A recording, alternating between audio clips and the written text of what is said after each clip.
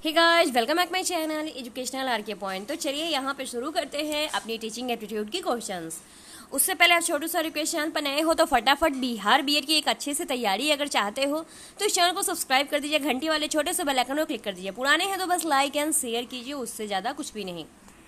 तो देखिए, निम्नलिखित प्रश्नों में से कौन सा प्रश्न प्रधान है? समस्या बताइए, कौन सा समस्या सबसे पहला प्रधान है टीचिंग एप्टीट्यूड की क्वेश्चंस? तो कौन सी है? तो यदि पृथ्वी पर सारी वनस्पति नष्ट हो जाए तो क्या होगा? ये सबसे समस्या प्रधान है। अगर आप लोग हमारे ग्रुप में जुड़ना चाहते हैं तो मैं उसके लिए आपको बता देती हूँ। नेक्स्ट नीचे लिंक में सब कुछ दिया हुआ है, वैसे मैं भी बता देती हूँ। 9693414894 ये हमारा व्हाट्सअप नंबर है। इस पर बहुत ज़रूरत हो तो आप कॉल कर सकते हैं, बिना काम का कॉल ना करें।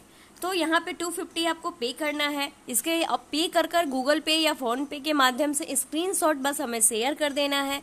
और इससे आपको बेनिफिट क्या क्या मिलेगा वो बता देती हूँ मैं।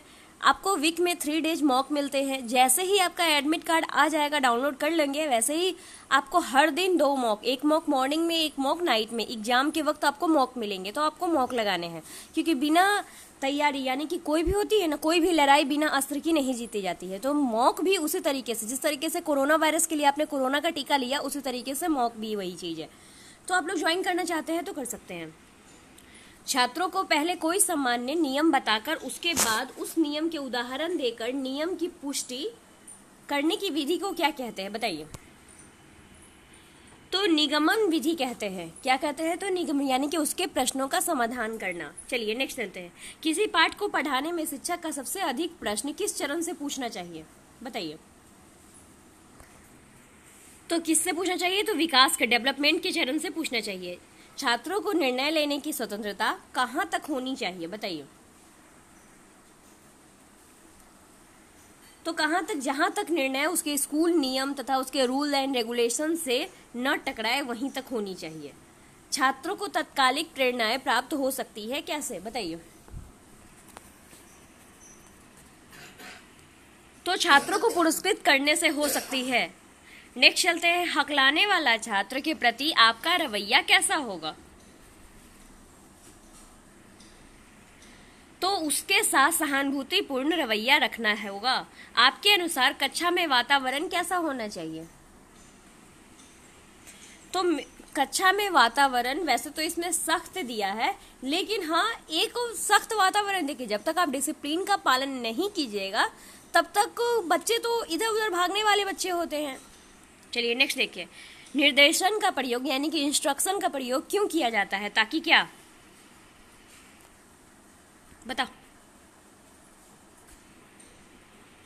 तो ये सभी छात्र विचार को भली भांति समझ ले, छात्रों का ध्यान कहीं ना जाए, पाठ्य विषयों में रुचि बनी रहे, इसलिए इंस्ट्रक्शन का प्रयोग किया जाता है। नेक्स्ट चलते हैं। निम्न में से किस अवस्था में बच्चे अपने समवयस्क के समूह सक्रिय सदस्य हो जाते हैं? यानी कि अपने, जैसे कि कोई 2 साल का बच्चा है तो 2 साल के बच्चे को देखकर खुश होता है वो, तो वो कौन सा होगा? किशोरावस्था, सेम एज इट इज। चलिए, किशोर डैश का अनुभव कर सकते हैं? बताइए। तो किशोर दुश्चिंता और स्वयं से सरोकार का अनुभव कर सकते हैं। नेक्स्ट चलते हैं। छात्रों में मौखिक अभिव्यक्ति को विकसित करने का तरीका क्या है? तो क्या है? तो परिचर्चाओं का आयोजन करना, भाषण प्रतियोगिता का आयोजन करना, अंताक्षरी जो होता है उसका प्रयोग करना। तो ये सारी के सारी क्या है? मौखिक, उसकी जो अभिव्यक्ति होती है। कैसे होता है? मौखिक इंटरव्यू होता है, ओरल इंटरव्यू होता है, उसी तरीके से। नेक्स्ट चलते हैं। सतत एवं व्यापक मूल्य में निम्नलिखित में से किसका मूल्यांकन नहीं किया जाना चाहिए? बताइए। तो छात्रों के सामाजिक और आर्थिक, उसके इकोनॉमिकल कंडीशन का कभी भी मूल्यांकन नहीं करना चाहिए। परिचर्चा विधि से कक्षा में शिक्षण बहुत कारगर हो सकती है। परिचर्चा में समझे, किसी विषय को, जैसे कैसे आप लोग 4 बजे डेली अटैचमेंट पे क्विज होता है तो उस क्विज में भाग लेते हो, क्विज करते हो, जीके कहाँ तक आपका स्ट्रांग हुआ, पूरी लुसेंट आपको सेम एज इट इज, यही चीजें हैं। तो क्या हो जाएगा? तो चर्चा का विषय विद्यार्थियों को पहले बता दिया जाए। कक्षा के प्रति कमजोर छात्रों के अध्यापक को क्या करना चाहिए? बताइए। तो खाली समय में उनकी मदद करनी चाहिए। तो नेक्स्ट चलते हैं। शैशव काल की अवधि क्या है? तो शैशव काल की अवधि आपको आंसर दिख ही गया होगा, तो जन्म से 2 वर्ष। पत्र और पत्रिकाएं पढ़ने से क्या होता है बताइए? तो जो आपके करंट अफेयर्स होते हैं उनकी घटनाओं की जानकारी मिलती है, करंट अफेयर्स भी मजबूत होता है, अध्ययन की आदत का विकास होता है। उपरोक्त में से दोनों आंसर, सी आंसर होगा। क्या आपके विचार से वार्षिक परीक्षा में सभी छात्रों को पास कर देना चाहिए? क्या आपके विचार से वार्षिक परीक्षा में सभी छात्र, बताइए क्या आंसर होगा? जी नहीं, इससे पूरी शिक्षा व्यवस्था आगे चलकर क्या हो जाएगी? ध्वस्त हो जाएगी। आप किस छात्रों को श्रेष्ठ मानते हैं?